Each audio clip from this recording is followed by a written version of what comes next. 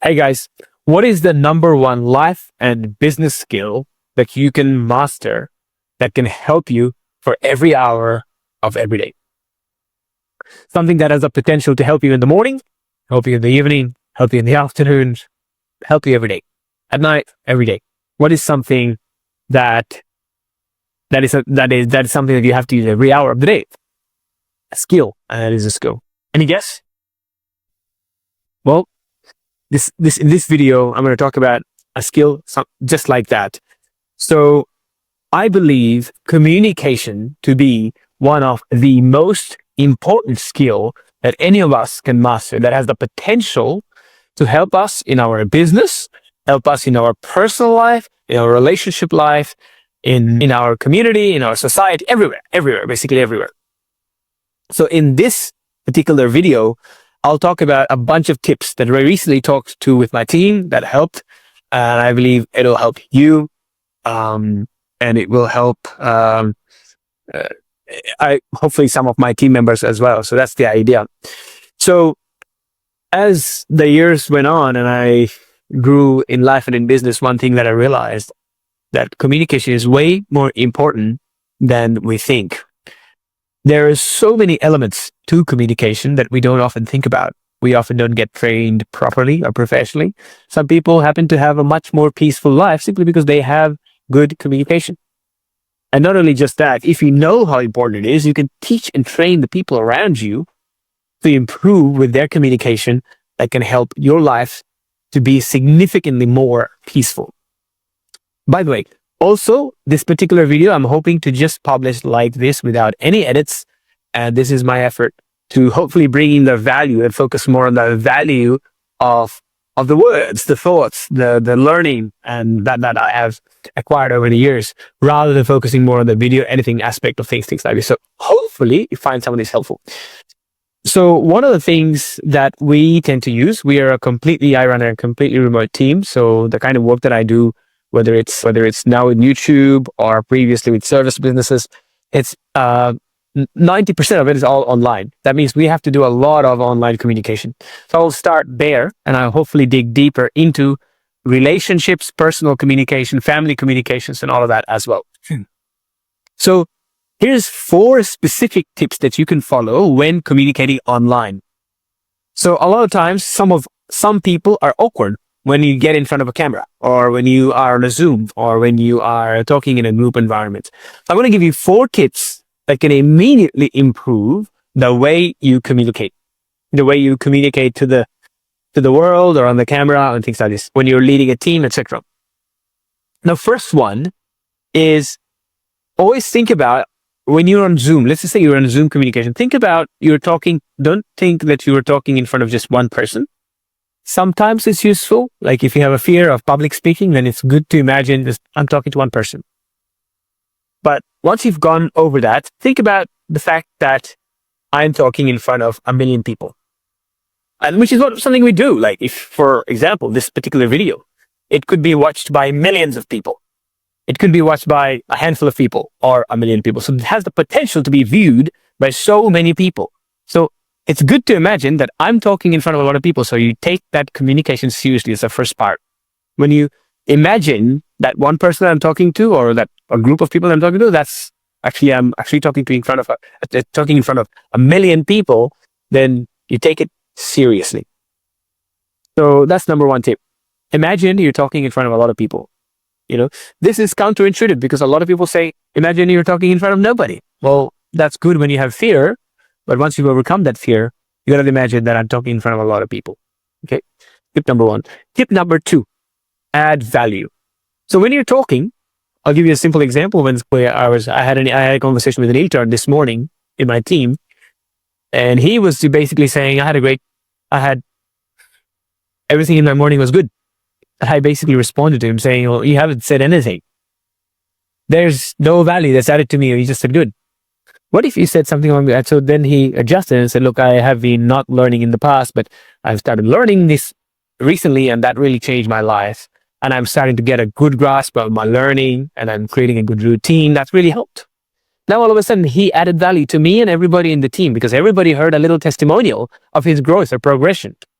And that really helped. So when we're talking, a lot of times we're thinking about what's in my mind. But what's even more helpful is if we can imagine that I want to help, I want to add value. So try to add value when you're communicating with people. So number one, thinking as if you're in front of a million people. And there's number two, add value. We're there to add value. There's a lot of time being wasted. So even in this conversation, I'm trying to add value to your life. Hopefully some of this helps. Hopefully some of this helps you in your communication. All right. Talk in front of a million. Imagine you're talking in front of a million people. Two, add value. Third, tell a story. The best that you can. I'm not necessarily going to say that I'm a best storyteller, but whenever possible, I personally try to tell a story. In the past, there was a time where I used to teach. When we started the business, there's a lot of interns that came in, and they would sometimes hunch over, hunch down, and quickly tell I've done the design, things like this. Sometimes we'd have designers who's designed for weeks, but when it comes to telling about what they have done to the client, they would have nothing to share. They simply just say, "Oh, I've just done the design." Well, people would not know what they're talking about. So I would tell them, tell a story. Tell a story of what you did. Hey, I started, these are the parts that I worked on. Initially, we kicked off with this part, then we did that part, etc., etc. And that really helps. So whenever you're telling something, tell it like a story. If it doesn't sound like a story, then adjust it. I got a tip a long time ago in business that if you're writing business emails, always read it aloud. And if you read it aloud, think, is this how I would talk? If it's not how you talk, then change it, adjust it. These days, obviously, ChatGPT can help. Even with that, it's a good idea to read it aloud. Is it really conveying a story? Because people like story. People don't like fact. We like facts being told like a story, right? Facts and data. That's how we like it. Fourth, by the way, I'll have a bonus tip for those of you who are sticking around. Number 4, highlight some details. Very, very important. Sometimes when we're telling a story, we are limited by time. So we don't always have a lot of time to talk about every aspect. So what we need to do is we really need to focus on a small aspect to illustrate the point. Again, I'll use the example of a design. So I remember there was a time when a designer worked with me for a couple of weeks, and I told him, okay, can you give an update to the client? And he was not able to. He said, what am I going to say? There was a new person in communication, so he didn't know what to say. So I said, well, let me show you how I would explain this to clients. So I would take the whole thing and I'll explain exactly how we did this button. And I'll tell them, look, you see this shadow right here? This shadow that we applied makes a big difference. See this lighting, see this gradient, see this little rounded corner? Let me turn it off for you and see how it impacts the overall design. So we decided this is what we're going to do. So now all of a sudden, by saying that, instead of focusing on a really large design that took us 2 weeks, we focused on just a button. And we illustrated the simple fact to the client that if we focused on so much details on this button, imagine how much more other details have gone into the work we've done for the rest of the project. So focusing on a small detail really highlights the story. Like you might talk about this, I've cooked this meal. All right. Now that's a general broad statement. But if you were to highlight a special ingredient that was really hard to find and how you found it, or how you found it and then you had to prepare it in a special way, all of a sudden that is a story, right? So when we do this, when we feel like we're talking to millions of people, add value to those people, tell a story and focus on some small details, all of a sudden the communication that we do are much more lively. And this is in the context of a Zoom meeting or when you're talking to clients or team members and things like this. I hope this helped. These are the four points that helps. Now I'm going to give you a bonus point that will help you in every communication that you do. Personal, professional, relationship, everything. And that is be authentic. Very, very important. It's very hard to be authentic in today's world because we are constantly copying. When we start a relationship, there may be 10 tips or tricks that you've looked at on the web or on YouTube or some reels and things like that. You might try to replicate that in your own personal relationship, business relationship. It's not going to help. Here's my recommendation. Learn that and get your version of that from inside, from within. That's going to help. So we need to be authentic when we communicate. When we are authentic, even if we make mistakes, people tend to love it. Authenticity, even with flaws, is often preferred by our listeners because people love a genuine heart, genuine soul, genuine mind. So it's very, very important. I should probably put it in number one. So those are the 5 tips. Imagine you're talking in front of a million people. Add value to everybody you're talking to. Tell a story and highlight details. And lastly, be authentic in what you share. Now, so that's in the business context. Let's talk about some other things about communication that I believe will help. This is a general conversation, so this video might be a little longer, but hopefully it still helps. So the thing that I've realized in communication is that for the longest period in my life, I thought communication was all about talking. Being able to share how I feel, being able to justify how I feel, being able to prove how I feel. But what I've realized is being able to prove to somebody that they are wrong doesn't help me win. I'll say that again, just think about it carefully. When you can prove to somebody that they are wrong, it doesn't help you win because you lost that person. Nobody likes to be the person who is defeated, and they don't like the person who defeated them. So if we want to really connect with somebody, we need to listen. We need to listen. And I learned over the years that listening was more powerful and more important than speaking. Perhaps that's why we've got one mouth, 2 ears, like people say. That's why we've been given this. I don't know. We need to listen more than we speak. So the second thing I learned about communication is that listening is a skill. You can learn how to listen. Not everybody knows how to listen. You can learn how to listen. There are thousands of courses, hundreds of books on this subject. How to listen well. If you're going to a sales training, the first thing they're going to teach you is how to listen. Right? Sales is all about listening. People think when you sell, you just talk. Poor salespeople, bad salespeople. All right? Good salespeople, they listen first and they convey to you, I understand, this is what you're saying, and then they go from there. This is what you need, and I'll help you this way. So listening is a profound skill if you can learn. And there's so many ways you can listen. So I'll tell you how I've learned to listen, the summaries that I have about how I listen, how I like to be listened to, things that I've learned about listening. And I'll also talk about, as we progress through this video, I'll talk about some of these ideas, about some of these things that you can use in your personal relationship to grow. So anyhow, talking about listening, there are 3 different ways that I believe we can listen. Listen with our ears, listen with our head, and listen with our heart. Listening with our ears is just a label that I use to illustrate the idea that when it's a soundbite that comes to us, a sound that comes to us, we just hear something. We don't take it in. We don't make decisions. We don't think about it much. It's just a soundbite. So when we're going down the road and there's a car noise, the car honking, or people talking, chit-chatting, birds chirping, those little sound bites comes to our ears. It's more like a filter or filtering those sounds. We don't take it in. We don't think about it. We don't take it in our heart. We just listen to our ears. Sometimes we do the same thing with people that we should be listening more deeply. We listen. So this is called effective listening, not just listening, effective listening. It's one of the most important part of the communication. By the way, I might repeat myself. So hopefully for those of you who are really taking the time to spend time with this video, they might find it valuable to listen to it over and over again because this helps it sink in. So listening with our ears is just listening with very little care and attention. So we simply just listen. It's a soundbite. It bounces off of our ear. Might not listen. Sometimes when I was young, I used to listen to my mom like this when I was focused. When I used to be focused, sometimes people around me would say things, but I wouldn't take it. If I was asked to come and eat, I probably wouldn't take it in. I'd be too tired. And there was a time I would need to be told about 5, 6, 10 times before I actually got up and ate because I was so focused doing what I was doing.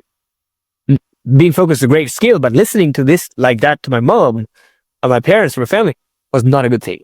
I had to learn to take people seriously, even when they say things slightly, gently, especially important people, your partner. your boss, your team member. They might have just made a simple request. Would you mind taking care of this? Would you mind looking after this? Take it seriously. We can't just listen with our ears. We really need to think about what was said and take note, take action, etc. Listening is a very, very important skill, important communication skill. Let's also talk about listening crimes a little bit later. So I'll take a note of this, and towards the end, maybe we talk about listening crimes. So listening with our ears is not something we should use for our very close people. We should leave this part for things that we don't really care about. All right. Some entertainment, social media banters, that kind of stuff, some news, etc. The second type of listening I call listening with our mind. Listening with our mind, with our brain, with our head, listening with our head. It's a thinking type of listening, logical listening. This is where we take in something like 2 and 2 plus 2. What is it? We think it's 4. Okay. But some complex thinking. We need to solve this problem. We listen. We immediately get into work mode, we solve mode, solution mode. Most guys tend to be more like this. This idea was illustrated in the book. Men are from Mars, women are from Venus. Men tend to be more solution oriented. And I find it in myself. I'm not a specialist on this subject, but I've experienced this in myself. When I'm given a problem, I try to solve it quickly. So that's a different kind of listening. It's where you listen to solve a problem. Someone come to us. Sometimes if we misplace this type of listening, someone comes to us to share their emotion and we say, I'll solve it this way. Someone comes to you and says, hey, I lost my such and such relate relative or whatever. If you just say, you should probably take some time off or some other kind of solution. Not good. Maybe somebody come with their breakup. You should see some psychologist. Don't give them a solution. They don't need a solution. Something I really had to learn. I was very solution oriented. Sometimes it's a small thing in the house. Maybe your partner comes to you and says, hey, I need you to fix this little hole in the wall. And you say, all right, I'll fix it this evening. Maybe she's not going to be happy about it. Perhaps she wanted to have a chat about this. There is some statistics, some data out there that talks about this idea that women need to spend 50,000 words of sharing every day. Words they need to talk with 50,000 words. Guys, on the other hand, is happy with 10,000. Sometimes we spend all those 10,000 at work. When we come home, we have nothing left to share. Whereas our partner may be at home in some context, like right now in Bangladesh, a lot of women stays home, or maybe they do a kind of job where they don't get to talk as much. They need to spend that 15,000 words. They have to find all sorts of reasons to connect with you with those words. Giving them a solution doesn't help. The best thing you can give them is these type of questions. Tell me more. Is that right? Tell me more. These type of things. Now, I'll tell you about how to have an engaging conversation. Also as part of this video. Okay? So we'll progress through this after this 3 type of listening. But anyhow, the point is, when we're listening to people, we need to try to engage our emotion as well time to time. Right? It's okay for small solutions where we need a quick solution or it's more analytical. Those are the times when we can listen with our head. We think while we're listening and we're engaging, but that's not the only kind of listening we can do, especially when it comes to personal relationship. We need something more than just solution-oriented head, listening with our head. All right. The third one is what I call listening with our heart. This is a very important type of listening. It's a very profound type of listening. It took me a lot of time to learn this. This is when we listen with empathy. So we talked about listening with our ear, listening with our head, and now let's talk about listening with our heart. So this is what effective listening is. We need to engage all of ourselves, our full attention to listen to what the person is saying. In this type of listening, sometimes the person who is speaking don't even know what they're trying to explain and what are the best words. But because we're listening with our heart, we can feel how they feel. We can think how they think. We're in their shoes, trying to fully understand and grasp how does this person feel. This is the kind of listening we need very much in our relationships. Very, very important. Extremely important. Right? Extremely important. So very important type of listening. Now, obviously, you're not going to be a master of all of this all at once just after listening to this. I would say come back to this video, listen to this part of this segment again, and learn. Practice one thing a day, right? Listen with your ear one day, listen with your heart one day, listen with your mind one day, things like this. But my recommendation is when you're listening, try to engage all three, your head and a heart, and see which one is more important. Is this more analytical type of listening, or is it more where I need to be present emotionally? Emotional maturity is something that we need to grow. I have come across information where I read or heard that apparently women are much better in emotion. Also experientially, I've seen that. They process emotion much more. They've got more brain space for those type of things, whereas guys don't. We tend to have more solution-oriented mindset. But we can absolutely grow and learn to become an emotional, empathetic listener, where we listen to the actual needs of the person. So sometimes people may not verbalize exactly what the problem is, but because we're listening with our heart, we can still understand what they're trying to say. And rather than going straight to a solution or rushing, we really ask them. And how many times you have been in a conversation where somebody was talking and you actually asked them, tell me more. This is a magic word. Just use this. Tell me more. Can you tell me more? Can you expand on that? Can you elaborate on that? And just watch how much people are going to love this. All of us have so much more to say than we actually get to share. This is why we see so many lonely people around the world, because we don't have enough people who's willing to be an active, caring listener. So listening with your heart means engaging everything that you have, emotionally, empathetically listening to what the person is trying to say. Their happiness, their sadness, their every movement, observing their body language, all of it. You observe all of it in that type of listening. It's a special kind of listening with your heart. And I'll encourage, for those of you who are in a personal relationship, try to listen with your heart. Try to understand how your person's feeling. And maybe even, with your parents, with your kids, with your siblings, doesn't matter, close friends, and ask them, did I really understand? So really, it's important. It's important. Ask them. I'll talk about the importance of questioning as well. Questioning is another very, very important communication skill. A lot of us don't ask enough questions. Questions are amazing. If you ask questions in a communication, it means you are thinking. It means you understood, you summarized, right? So those are the things we can do. So when we listen with our heart, we try to be fully present. We don't interrupt. We listen. We summarize. We ask a question, and we allow the person to fully express themselves. And that is listening with our heart. And I'll highly encourage you that have somebody in your life, or one or more people who you are willing to be present for and who you listen to with all your heart. And have somebody in your life who is willing to listen to you with all their heart as well. I'll highly encourage that to you. So anyhow, to learn three types of listening. That is listening with our ear, listening with our head, and listening with our heart. And we notice the most important form of listening is where we engage our heart as well as our head. In other words, we think, but we also feel. We feel how the speaker is feeling. And at that level, sometimes when you're in that level, you don't need to talk much. You can even just sit with the person and you'll understand. Because there's a deep level of communication happening because you're trying to feel that person, right? At that point, you observe their body language, how they feel, how they talk, what's their eye doing, how they're moving, everything. You try to feel, really, truly feel how that person feels.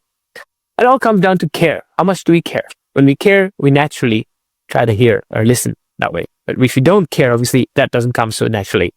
But anyhow, so that's the encouragement there is listen with your heart. Extremely important. Now that we've learned about listening, let's learn about speaking.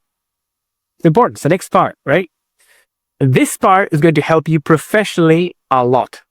For those of you who are not so much of a communicator, for those of you who don't know what to say, I said, hi, hello, my name is this, and where I'm from, where are you from, what do you do?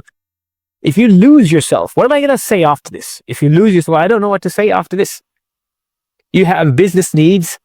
You have needs that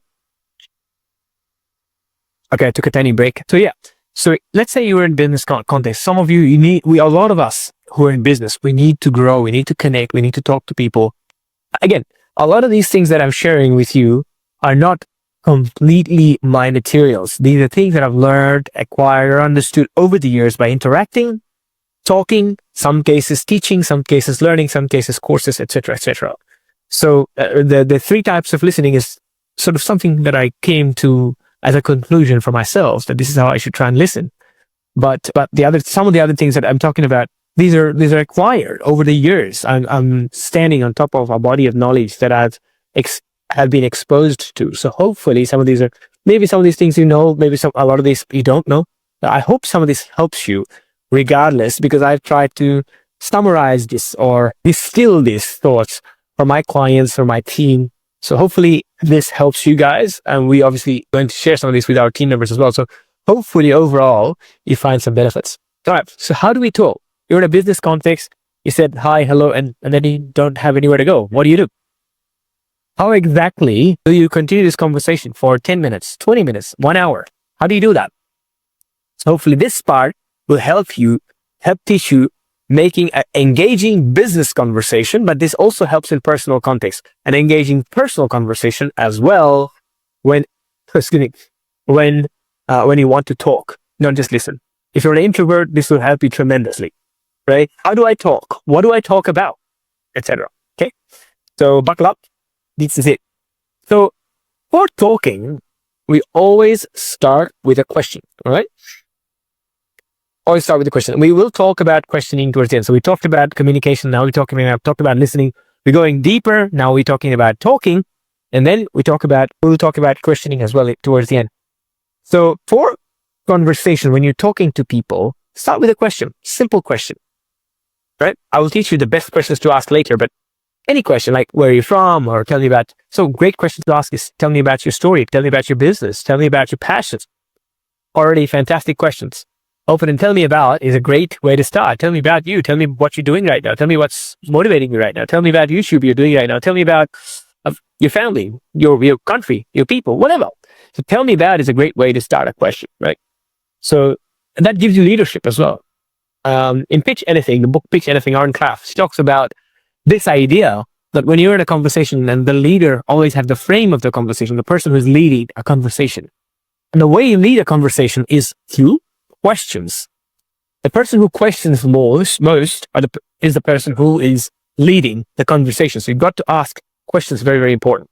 You've got to ask questions, extremely important. So, all right, so the first thing is when you're in a conversation, start by asking some questions, very important. Tell me about this or whatever. So when people are telling you things, the most important thing, rather than jumping onto saying what you have in your mind, is to really deeply listen. Remember how we talked about listening is the first most important skill in communication? So if you deeply listen, you will have some ammunition, some fuel, something to relate to, something to talk about the thing that the person has said, right? What are you going to say? Let's just say you have absolutely nothing. You don't know what to say about it. They say, oh, I know what, currently I'm passionate about trees and plants and blah, blah. Maybe you're an expert on trees and you say, oh, is that right? You know what? I also do blah, blah. That's what a lot of people do. Or you can say, you know what? I have no idea about plants. Tell me more. All right. So tell me more is a great thing to say. Another word, but instead of doing this, I'm going to give you 4 steps again, 4 things that you can do to progress a conversation. The first one of those is mirroring. You mirror. Let's just say somebody says, you ask them, hey, tell me what you're interested in.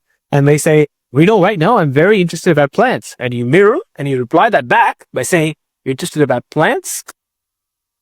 With a question, you mirror back the last 3 words or 3 important words from what they just said and mirror back. You report, you're interested about plants? With a questioning tone, and they tell you more. All right. Let's just imagine a daughter and a father is having a conversation. And the girl comes in and she tells her father, I met this guy. The dad asks, you met this guy? Yeah, I met this guy. He was interesting and we had this conversation, blah, blah. And the dad says, you had this conversation? Yeah, and I think he was a cool guy. It was nice, I think he sort of, helped me understand about this and this and this. And he helped you understand about this. Every time you're saying back what she said with a questioning tone, you're giving her an opportunity to open up more without asking her to open up more. This is same for a guy or a girl. And like, we feel good when somebody says, does this to me. I love it. You mirror and then she keeps telling you more. Okay. And the dad says, he seems like a nice guy. And the dad says, he seems like a nice guy. Yeah, I was thinking I'd invite him home. Are you planning to invite him home? Every time you ask that, the door opens up more and more. This is just an illustration to explain that sometimes these things like this happen. This is something that you can use.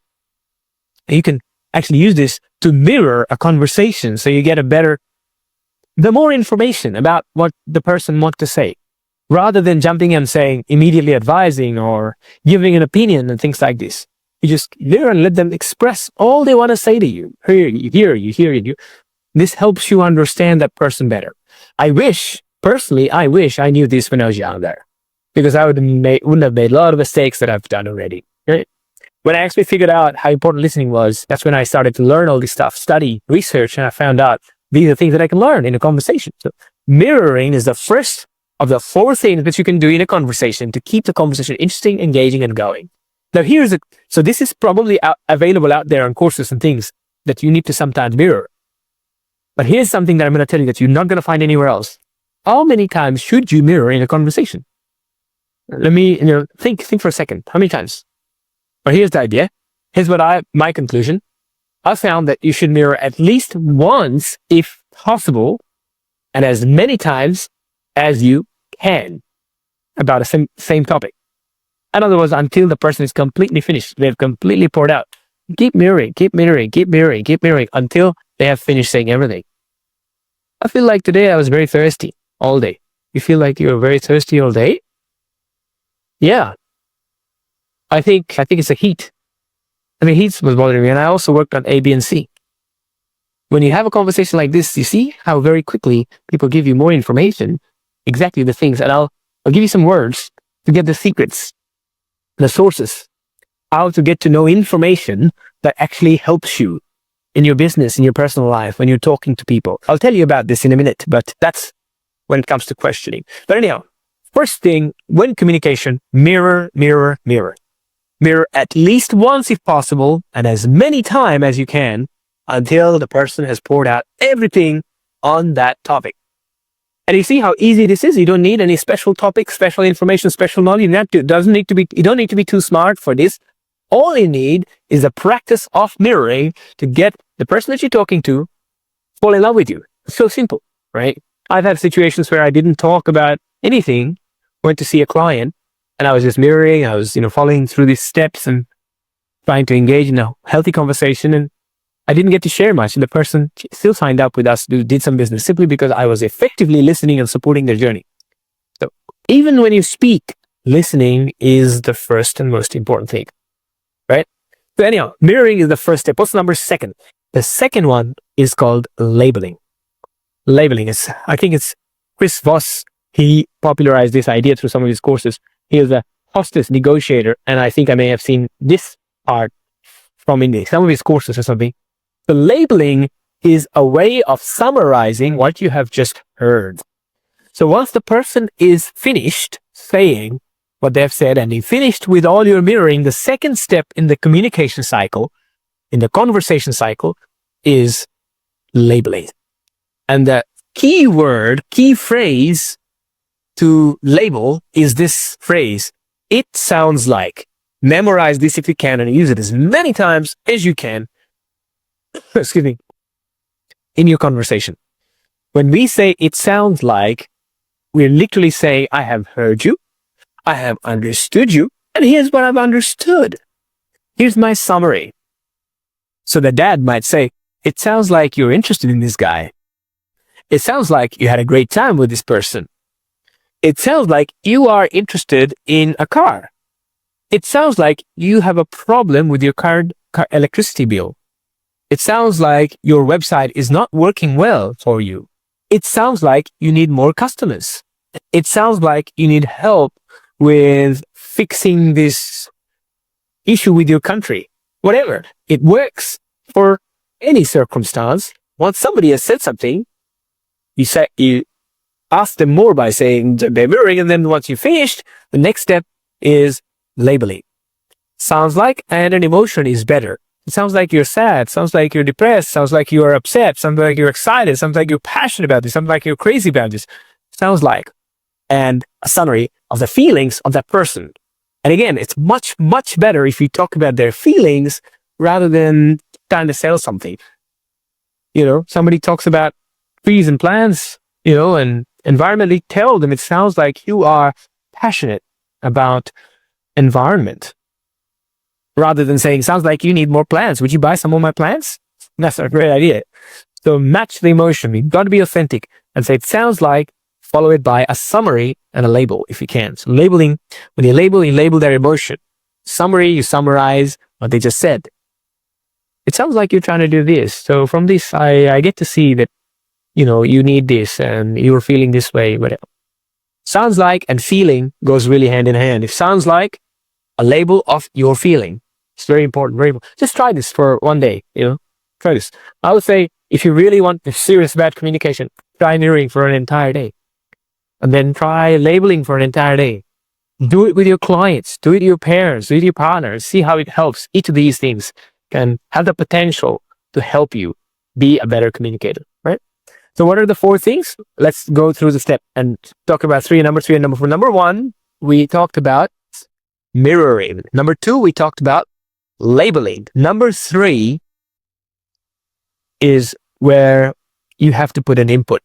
So far, we just listened. We summarized. We didn't say anything. Number 3 is where you have to put some input.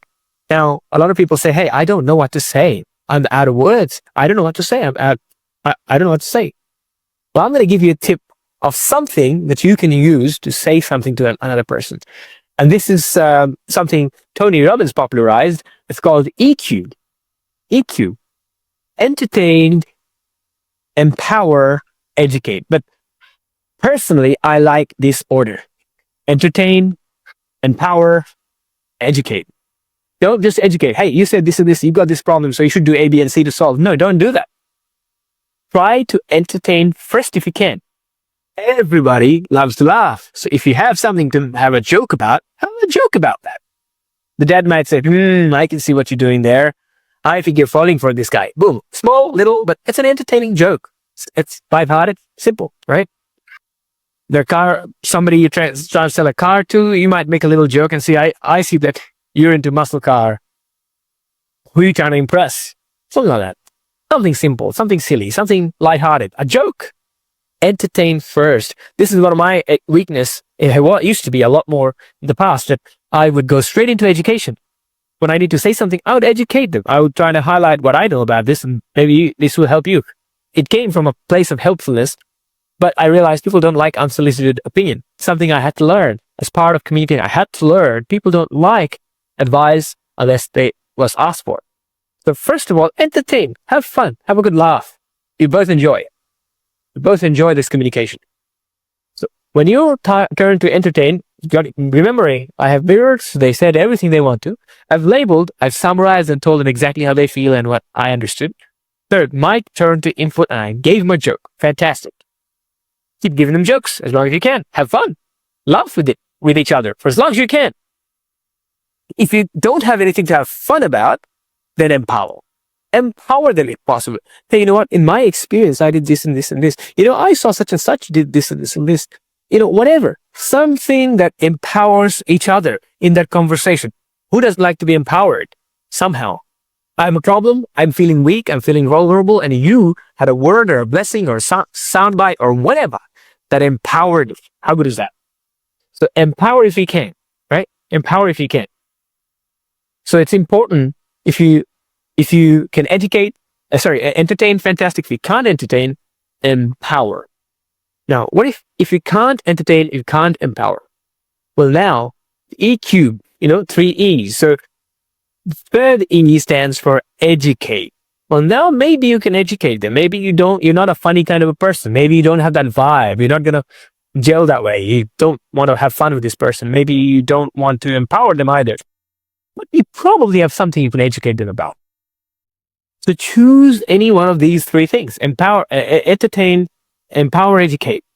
All right? So you can teach them something. Hey, you know how you said that you have this problem with your car? Maybe you can try to do this, and this. right? Maybe if you're a father having a conversation with your daughter, you might say something along the line of, you know what?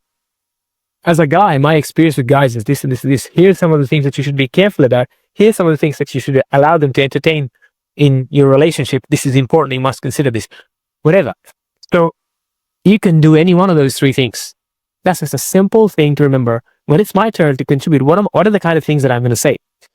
Obviously, you can say anything else. If you are a good communicator, you probably have plenty of things to say, but I'm giving you a framework for those people who are new to communication, want to improve their communication or enhance what you already know, then you can follow this framework. I have already mirrored.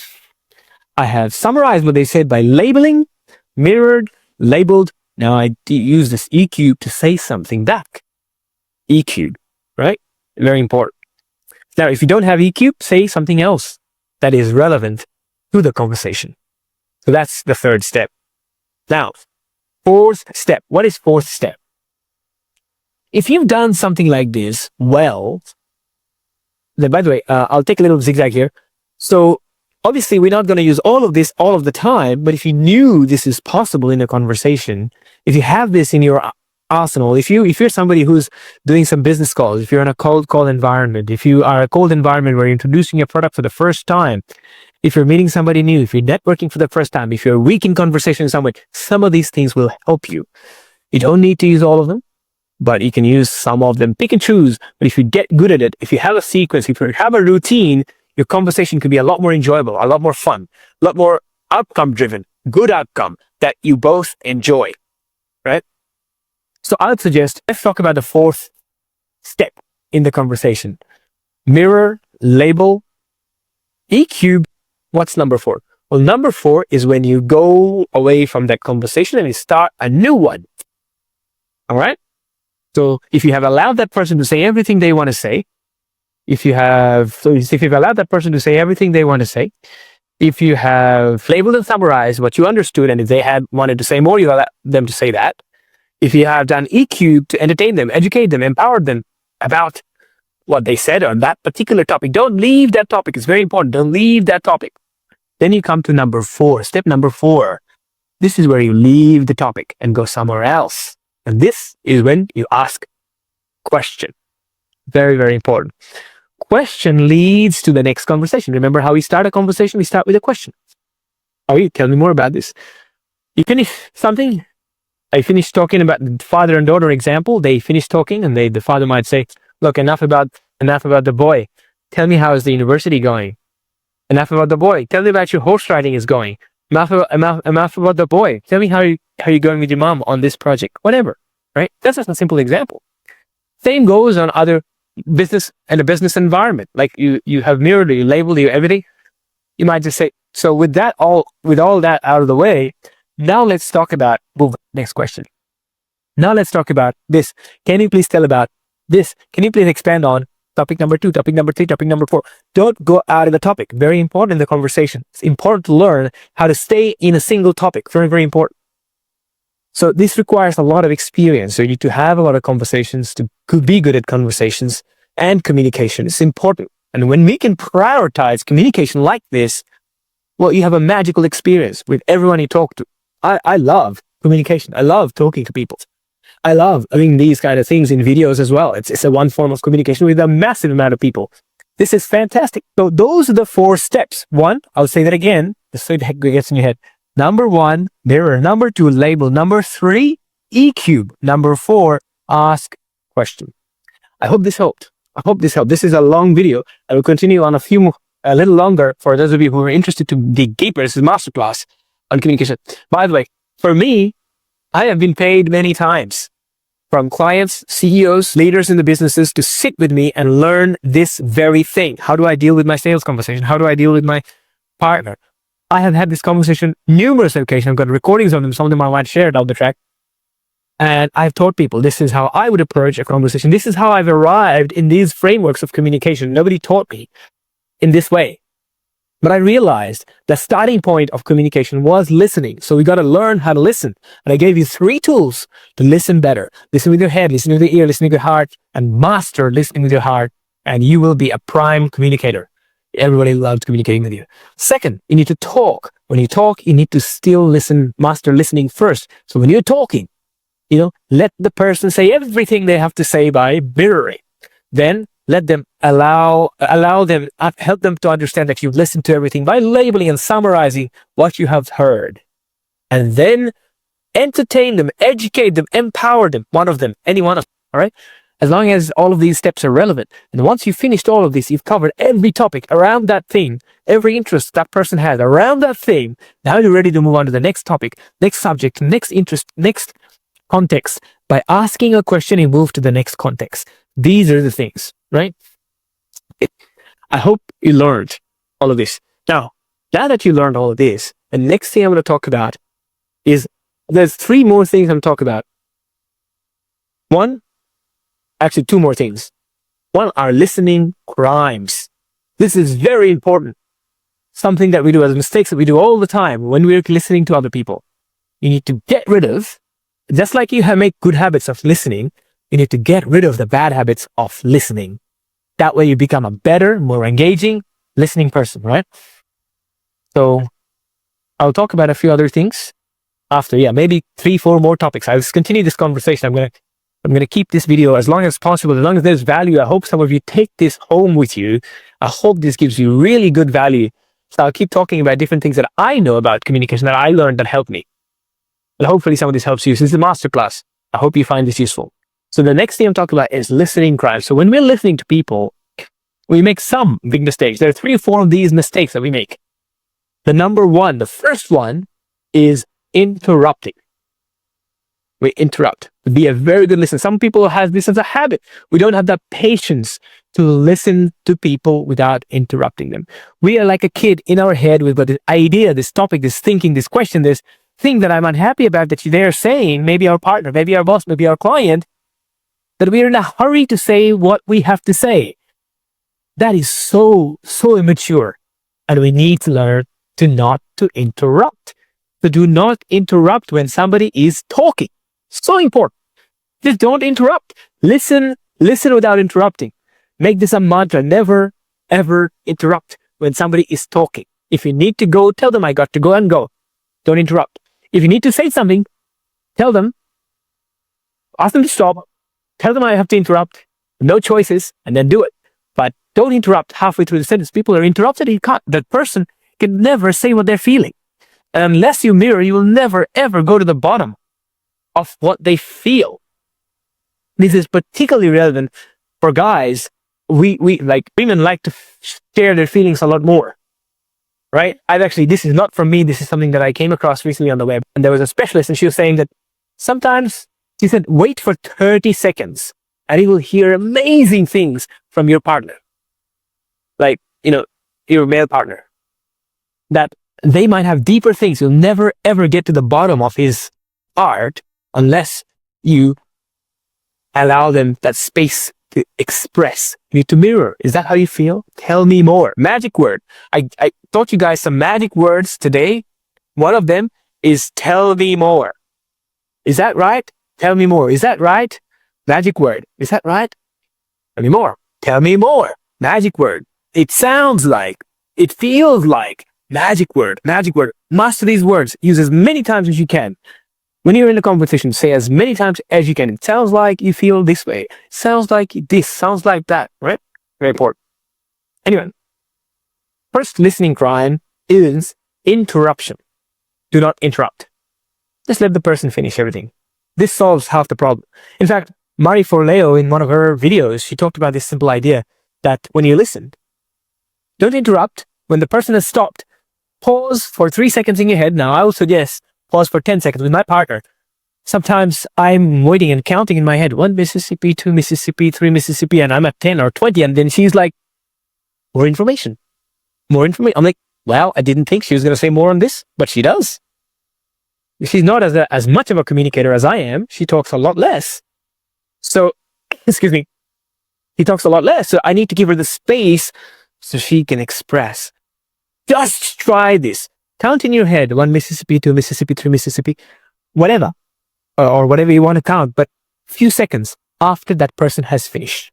especially for those of you who are like extremely extroverted, or I'm one of those extreme extroverts, guys. And I would jump on this next idea, like Gary Vee, he would interrupt in his interview. He continues to interrupt. I learned not to do that now. But in the past, I used to have that problem. I would interrupt and I'd talk about my ideas. What do you say? It doesn't matter. No, don't do that. Let them express, think about what they're saying. And if they start talking again in that few seconds, let them talk. Let them talk. Mirror again, mirror again, mirror again. Let them talk. Let them talk. Do not interrupt. One of the greatest skills of communication. Do not interrupt. Mirror, but don't interrupt. And you'll just hear things that you've never imagined was there in the heart or the mind of that person that you're talking to. It could be a quiet, be a partner. It's just amazing when you do not interrupt and let them talk. You hear all sorts of incredible things. It's powerful. It's just incredible. It's just powerful. Okay, so that's the next thing. Do not interrupt. Sorry, that's the first thing about listening crime. What's the second listening crime? Listening crime number 2, make it about yourself. A lot of times, somebody comes to you and tells you, last week we went to this amusement park. And before they finish, you take that idea and say, we went to this park as well. Boom. Hey, hang on, nobody wanted to know. I was just talking. Or maybe, hey, you know what? I didn't got a client this week. Or maybe, I'm very happy with my workout this week. It was such a good workout. And my brother, I'm talking to him, I just say, I did a great workout as well. I did 50 sets of X, Y, Z. Nobody wants to hear about that time. Let me finish, for goodness sake. Let me finish, dude. That's the idea. Now, by the way, this is no reflection of my brother. He's not like that, actually. He's a much better listener than I am. That's good. I'm just using this as an example. So, listen without interruption, number 1. Second listening crime is making it about ourselves. Very, very bad. Don't make it about yourselves. In fact, try to come out of a conversation without talking about yourself at all. Dale Carnegie, in his book, How to Win Friends and Influence People, fantastic book, one of the best communication books, said, do not show off with your communication. Don't just talk about you. Rather, be curious about that person. Go to a conversation and try this. I'm going to give you a challenge. Try to have a conversation with somebody with just have nothing about you. Just ask them about them. When they finish, talk about something about them again. Just see the depth that you create with that person. Don't make it about yourself. Listening crime number 2, we make it about ourselves. You don't need to make it about yourself. When somebody tells you something, you don't need to make it about yourself. Listen to them exactly how they feel and listen with your heart. Listen with mirroring. Label what they said. Entertain them. Ask them questions, but don't make it about yourself and see how they feel. Do not interrupt. Let them finish everything and mirror. This is listening crime. Don't do that listening crime. Don't make it about yourself. It's really powerful. So that's something that's going to help you, right? Don't interrupt. Second, don't make it about yourself. Third is giving advice, right? Sometimes before even somebody finishes something, we give them an advice. There's a fantastic course on LinkedIn Learning. Go learn that whole course. I mean, this is a masterclass. So I'm giving you references to different courses that actually help me understand these topics better. So there's nothing to hide. I want you to be a better communicator so that when you and I talk in person, we can have a better communication. So I don't really mind giving credits where it's due. And there was this example they used. They said, you're having a two-person having a conversation, and one person says, hey, I went to this amusement park yesterday, and the other person says, where did you get the ticket from? Did you get the ticket from this side or that? Don't do that. It's terrible. Oh, you should have gotten the ticket here. It's cheaper. I mean, who cares if it's cheaper? You just poured water in my joy. I was sharing something and you gave me advice. I didn't want your advice right now. So hold back from advice. This is why I'm careful in saying in the E-Cube, if you're introducing subjects, try not to give advice. This is something it took me time to learn. In the context where I grew up, one of the things I found is people, if they thought something was deemed helpful, they would tell you that. Rather than giving the independence, like, hey, you should drink water. You should drink so many water. Because it's like, they're not giving advice, but it's like telling you what I know so that you get the benefit of it as well. But in a more mature context, it's not that helpful. Giving people advice. Maybe they don't need it. Maybe they already know it. Maybe they don't need to save money. Maybe they don't need good health or want good health advice right now. So we don't need to tell them that, I'm vegan for whatever, or I eat meat, whatever. Don't need it. Somebody's talking about food, let them enjoy talking about food. You don't need to give them advice. Just let them speak. So yeah, those are the things. Do not interrupt. Listening crime number 1. Don't make it about yourself. Listening crime number 2. Don't give them advice. Listening crime number 3. There was another one I forgot. They're not off the top of my head. By the way, I have this note right here. That's about it. Like 3 or 4 bullet points. That's it. I don't really have any notes. I'm just talking from my head.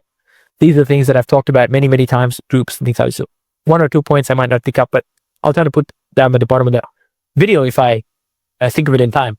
So anyhow, so that's the idea, guys. So you need to avoid the listening crimes. You need to listen with your heart. And then when you're talking, when you're communicating, follow the 4-step speaking rules to let people speak as much as they want and guide and lead a conversation, just like a master dancer in a dance, like in a I don't know, South American dance. Master dance leader, right? Like a conductor. Just you orchestrate that conversation in a very nice, beautiful way. When you have a conversation in a good way, like this is an important mindset to have. I always said conversation is like a dance. Go in with the mindset that I'm going to have a dance with somebody. You don't go to a dance thinking, oh, I'm going to get this business deal out of this dance. Generally speaking, people dance. People who like to dance, they just go have fun doing the dance itself, right? You don't go there thinking, oh, after this dance, I'm going to marry this person or whatever, or I'm going to have business with this person. No, the conversation itself is the enjoyment in itself. It's self-contained. It's fun. It's enjoyable when you have meaningful, deep, caring, connecting conversation. That in itself is fully self-contained. And if you get to do business with that person in the future, amazing. If you get to be in a relationship with that person, amazing. But if you don't, the conversation itself is the gift. It's all completely self-contained. Now, with that mindset, we become more kind and less selfish. We don't go in a conversation thinking, what am I going to get out of this? No. Can I sell to this person? No. Just enjoy the moment of the conversation. Have fun. Ask, mirror. You get a little peek into the heart of somebody. That is amazing. You get a little peek in the mind of a person. They might be a scientist. They might be a business person. They might be a mother. They might be somebody who has nothing but tolerated extreme pain in their life. Whatever it may be. If you get to learn to take a peek in people's heart, that is just amazing. That's just deep. That's meaningful. That's fun. That's enjoyable. So enjoy your communication with these things without having a pre-agenda to manipulate or get a gain or benefits in some other way. So conversation is amazing. It's just incredible when you have conversation like that with people. So I hope some of these tips empowers you, changes you, improves your helps your life, your conversation, your relationship, everything. Even if you take one of these tips and apply in your relationship, I'm sure you will get significant benefit in your life. Significant benefit, how you communicate and so forth. So we're hitting about an hour mark, so I will be wrapping up soon. But I want to give you another important piece in communication. This is about questions. So questions to me are answers of life. Rather than the answers, if you can find the right question, that changes absolutely everything. So I'm going to talk to you about how I find the right questions. What I believe to be the best questions to ask, and this might be surprising to you. Is there best questions to ask? I think there are. In conversation, there are certain questions that are better than the others. And I'll teach you those questions today. The questions that gives you secrets, questions that gives you the source, the questions that gets the closest to people's heart, the closest to people's mind, closest to people's secret that you might need to know, right? And I'm not talking about secret in a malicious way. Rather, it's a way to help somebody articulate their own thought and get to the right destination in the conversation by using questions as an important tool. That's it. Like, nothing malicious here. So that's the idea. So what are some of the questions that we ask? So there are a hierarchy in my mind of questions. What kind of questions do we ask? You're in a conversation, somebody's talking about their paddock, their farming equipment, or farming. what are the questions you can ask? And I'm going to give you a real example for those of you here as a bonus towards the end. I'm going to give you a bonus. I'm going to take a note here. I'm going to give you a real example of for those who are salespeople, how to get to a revenue data, how to incorporate and get to a revenue data questions or profit margin questions in a sales type environment. All right. So let's talk about questions. What are the best questions to ask? So there are different hierarchies of questions, and I believe the lowest form of hierarchy of questions are the how questions. How do I do this? Simple questions. If you're in a new business, if you're in a novice, if you're completely brand new in a business environment, job environment, you might ask, how do I do this? How do I do that? Blah, blah. So how questions are questions that you generally don't need to ask. If you're a specialist, you don't need the how question. You've dealt with it years ago. You know the hows. In fact, people who are seniors, people who are really good with their job, they don't ask the how question to people. They ask it to ChatGPT or Google or something like that. You don't need to ask how questions to anybody. You figure it out yourself. Most how questions for me, I figure out for myself. We're in the lowest level of questions. So when you are starting a business, starting a family, starting a relationship, try to figure out the how question for yourself. Use how do I do this? How did you do this? Etc. Right? The next level of questions, a lot of people say that, you might ask how and what. They are similar sort of questions. The next level of questions are why and what. So you can write it down, like why and what. It's the next level of question. Like a lot of people say start with why. Simon Sinek, great. Start with why is important. You need to have your own why. Why is only important when you're asking it to yourself. But asking the question why to other people is a really bad idea. Bad idea. Why did you do it? What do you think when somebody asks you, why did you do it? You get defensive, like this person doesn't believe my idea? What? So don't ask the why. Instead of asking why questions, the middle layer of questions. If you ever have to ask a why question, replace it with what?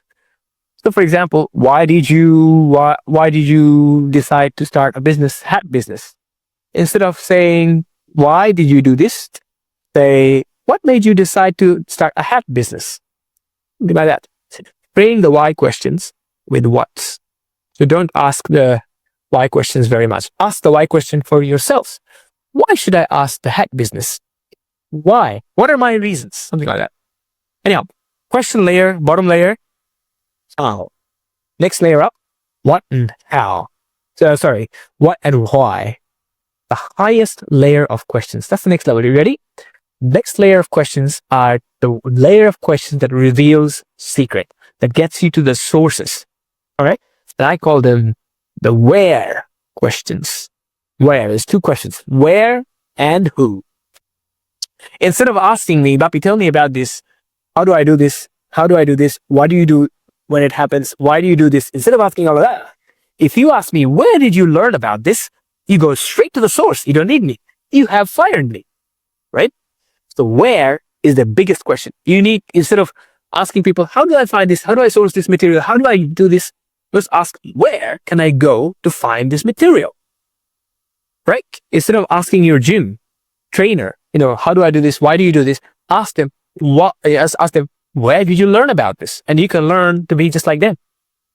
Right? That's the where question. But with the example of the gym trainer, you're not always going to be able to learn just like a gym trainer, because it took him years to learn that. So the second highest level question is who. Who? Just ask the who questions. Who taught you to do this? Who are your team members? Who is your partner? Who took you there? Who introduced you to this idea? Who helped you mentor on this subject? Who? Amazing. Where and who? These two questions gets you to the secret. This gets you to the source, gets you there fast. Does it make sense? So instead of asking, how should I do this? Well, I'm too busy to answer your how questions. Go ask that to Google. Come to me, ask me, Bappy, where did you learn this from? I learned it from this book. Okay, go read that book, you're done. Who taught you this? Tony Robbins gave me this idea. Okay, go listen to Tony Robbins' course. Search your YouTube playlist. Go listen to that playlist. You don't need me. You know? Which YouTube channel? Where? And where can be in person, where can be digital. Where did you go? It could be in person, it could be digital. Who taught you? It could be in person, it could be digital. These are two things. Ask these questions, and that'll make your conversation very, very engaging and interesting. All right? Like, give you a couple of examples that we've been using all along this conversation. Let's talk about the idea of the plans. Somebody says, oh, I love plants, blah, blah. Oh, where did you get that passion from? Who introduced you to this idea? Boom, this person will tell you more, and another character in the conversation. Now the conversation is engaging, more interesting. And you see how interesting and powerful this is to have conversation like this. It doesn't mean you need to have a lot of knowledge to have conversations like this. You can actually build up your knowledge when you know how to communicate just by using communication as a tool for growth. So when you're having a communication with somebody, you can actually guide people through this whole experience, and you can have a really engaging, really powerful conversation, right? So I have a bonus thing for you. So towards the end, like I said, I will teach you how to get to revenue data information that you need when you be selling something to somebody. But before that, let's give you a couple of examples of what I have just said and what it looks like in a real scenario, real environment. Let's put it all together. How does this conversation look like when we actually have this conversation in real life? Okay. So let's say I'm having a conversation with, let's say a dad and a daughter is having the conversation. Hey dad, how you going? I'm good. Let's say her name is Chloe. How you going, Chloe? Great. And then Chloe might say, I just met this guy in the school. Oh, you met this guy in the school? Yeah, I met this guy at the school today, and he was talking about this and this and this, and that was very interesting. I thought he was a cool guy. You think he was a cool guy? Yeah, you know what? He seems to be interested in books and things like this. Yeah, Dad. I thought of you when he was talking about this, blah blah. So the conversation continues on. At some point, Chloe finishes, and Dad says, "It sounds like you are keen about this guy, right? Am I getting this right?" And she smiles, which is really a little cheeky smile. Dad, yeah, Dad, I was thinking I'll have him come visit and introduce him to you one day. Okay, cool. They have that conversation. They continue on. Dad had a little joke, and I says, okay, that sounds great. Like, look, absolutely. Have a chat with Mom, and I bring him over. That's just a simple example, right? Bring him over someday. By the way, now that out of the way, you know how we spoke about that insurance company? Did you have a chance to call them? Boom. That was an entire conversation. And everything that I taught you, this happened in that little conversation. What about a business context? Business context could be the same. Let's just say a guy is talking to another person in a plant store, and somebody is walking past and you're selling plants. But I'm using the plants because I can see my plants right in front of me. So that's just in my mind. So let's just say a salesperson talking to a person in his shop. Somebody's browsing through the plants, in his nursery. And this is how the conversation goes. Hey, how's it going? Hey, great. I like these plants you guys have. This seems very interesting. And the salesperson says something along the line of, yeah, these are something that we just brought new. Are you a big fan of this type of color? Well, actually, and the guy says, actually, I'm not more fan of the color, but I'm actually looking at more of the indoor plants. So you're looking at indoor plants? Yeah, I'm looking at indoor plants because, with all the pollution here in Dhaka, I think I can do with a few more plants inside just to be a bit more fresh house and things like this. Oh, okay, so you're in a closed space. It sounds like you're in a closed space in your house. Not so much of a closed space, but I just don't like the pollution to be in. I like to use plants to improve the quality of air, etc., etc. And the continued conversation goes on. And the guy, remember, and he might make an educated, he might make a little joke and say, sounds like sounds like you try to create an environment like space in your house, something like that. They both laugh a little bit, and then the salesperson says something along the line of, Tell me what you're looking for specifically. Perhaps I can help you a little more on this because I actually have good knowledge of X, Y, and Z. Something like that, right? I can educate you. That's the request, and then they say, and maybe they have a transaction, maybe they don't, but the whole conversation is enjoyable because the person who's selling the plant enjoys getting to know this person. Otherwise, his day is going to be boring, right? If he gets to sell the thing, great. If they didn't get to sell the thing, they've made a great connection. They will sell the thing one day, perhaps. If not, that's okay too. That's the idea. That's how you have a conversation. You've seen how we engage everything. When the daughter says all of this, dad mirrors. She says more. All right. Dad labels it, summarizes it by saying, it sounds like you are into this guy. And then what happens next is, he makes a little joke and then he wraps up and moves to the next conversation. Same happens to the plant conversation. They mirror, they label, right? They mirror, they label, they have a little bit of fun, E-cube, and they move on to the next conversation. Things like this. So when you can do this, this is powerful. This is amazing. Your relationship will enhance. Your business life will enhance. In every way, you can use all of these communication tips in your life, in your business. This can incredibly enhance what you're capable of, what you're going to be capable of doing. And if nothing else, if you just improve your listening skill, this can completely, dramatically change your quality of life with everyone that you come close to.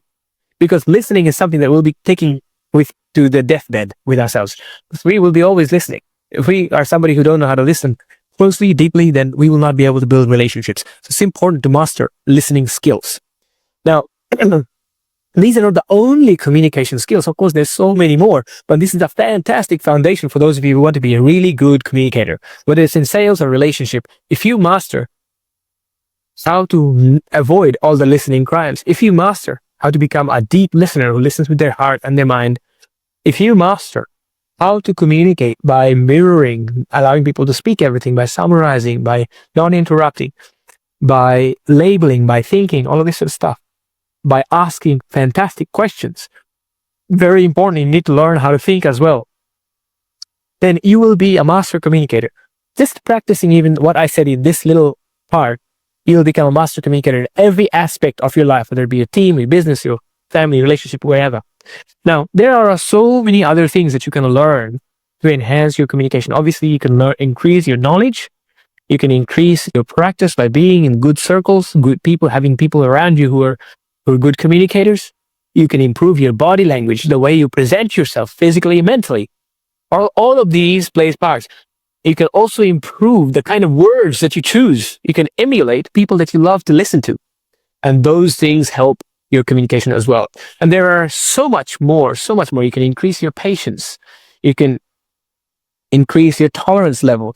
You can learn how to not take things personally. There are so many more things, but the basics, the fundamentals that I gave you here, this is a masterclass. And if you can use some of these things, your business, your professional life, business life will absolutely dramatically change. I promise. With all that out of the way, let me give you a little tip about, for those of you who are in sales or marketing, and sometimes you need to sell to your client and you need to have a communication of the money. Like, how do I go from having a conversation to, do they have the budget to buy from me? How do I do it? Now, this is very simple, really, for most people who are in sales or have done marketing at some point in life. And those of you who are completely new, let me guide you through a process. So when you are having a conversation, let's just say hypothetically, you are a digital agency trying to sell a digital service like marketing to one of your clients. This is a real life example. And then you come at a point where clients have said that, hey, I have this need, and you are trying to identify how much are the client willing to invest. This can be an awkward conversation if you're not used to having these conversations. If I was doing this, I would have this conversation something along this line. I will look at the outcome, I will identify the cost and the benefit, all with the money framework, and I will give them a figure of what they should invest. So conversation might look something like this. So client comes to me and says, I need to do this. We don't have enough clients. We need more sales, more marketing. So we're considering marketing to get this happen. I might say something along the line of, okay, that's cool. So what sort of market is out there? So at the moment you're making, let's say hypothetically, they make $5 million in business and they want to introduce another $2 million in the business over the next 12 months. Okay, so you want to get $2 million more, and we're trying to use marketing to get that. My question is, so they want to get to 7 million. So basically I would say, okay, so get $2 million. What are we willing to fork out? What are we willing to invest or spend to get $2 million into the business? What do you think is a reasonable amount that you are prepared to invest? Maybe it's $100,000. Maybe it's $150K over a course of 12 months. Maybe they have that money. Maybe they don't have that money. You know, a lot of times we want to introduce $2 million in the business, but we may not have the fund necessary to get there. So that case, oftentimes businesses would say we would have the fund if we have that business. It's a chicken and egg problem. So we say, all right, well, what sort of funds do we have? And we might come to a point where they say, oh, we have about $80K that we can invest in marketing at the moment. Or they might say something along the line of, we are currently spending about $50,000 in marketing with an intern or whatever, right? And then you can say, all right, well, with that, I would suggest that we can look at a few different options. We can look at an engagement where I will work with my team, or me and one of my team members, and it will cost you $60K over the course of 12 months. And we will do XYZ service, or we'll be available for half a day to do all the marketing related activities. And it will cost you $60K. Or it might be something along the line of, all right, we're thinking maybe another option would be to engage my team full-time for $75,000 over the course of 1 year. Something like that. And we will be available full-time every single day. And you will have consultancy from me, and you will have one of my team members, two of my team members helping me with you the creatives and the marketing operations, something like that. That's just a simple example. So if you want to know what somebody, what their budget is, you might be uncomfortable asking, what's your budget? You know, some people think it's greedy to ask what's your budget. It is actually not. In most cases, a good buyer would just say, I don't want to spend more than X amount on this house, car, purchase, service, whatever. But in many cases, if you want to avoid that awkward conversation, then you can simply ask, okay, what outcome would you like to achieve? I'd like to have a house near the beach in this way. All right. And then I can say, all right, that type of house will cost $5 million. I would like to get a car that does this, this, and this. All right. For that type of car, we should be looking at this, this, and this, or this, and this model. And that probably cost about between this and this range in the market. How's that sound to you? All right. So, or maybe it says business service. I need a website done. I have a software done, and you might pay for that type of software. If you want to achieve that over 6 months, it's going to cost $200,000, something like that. And then the client is more likely to say, 200,000 is a bit more for us until we get some fundraising. So we actually have a budget of 80K on the business right now. Can we do a minimal viable product within this time frame? So at that point, you're well and truly into the business. It's not about, I want to know how much you have so I can charge you more, but it's all about, I want to help you achieve your goal, what you have available to get there, and I can tell you what I have that I can bring to get there faster. Something like that. So hopefully that helped, whether you're a marketer, whether you're a designer, whether you're in some kind of business profession or in your personal relationship. I hope you find these communication techniques, communication lessons helpful. I hope it enriches your life, your business, and I'd love to hear from you, your feedback about what you thought. And this whole YouTube journey is new for me as well, so feel free to give me some feedback in the comments. Subscribe if any of these helped. I'm going to share a lot more of these type of content, and some of my content moving forward probably will be not so edited because I just want to give the knowledge out there if you ever get the time, because editing takes a lot of time and I might not always have the time. And what we might do is we just put this content out there raw for you to help get benefits, and hopefully you can learn and hope some of these are useful to you. Take care, guys. Bye for now.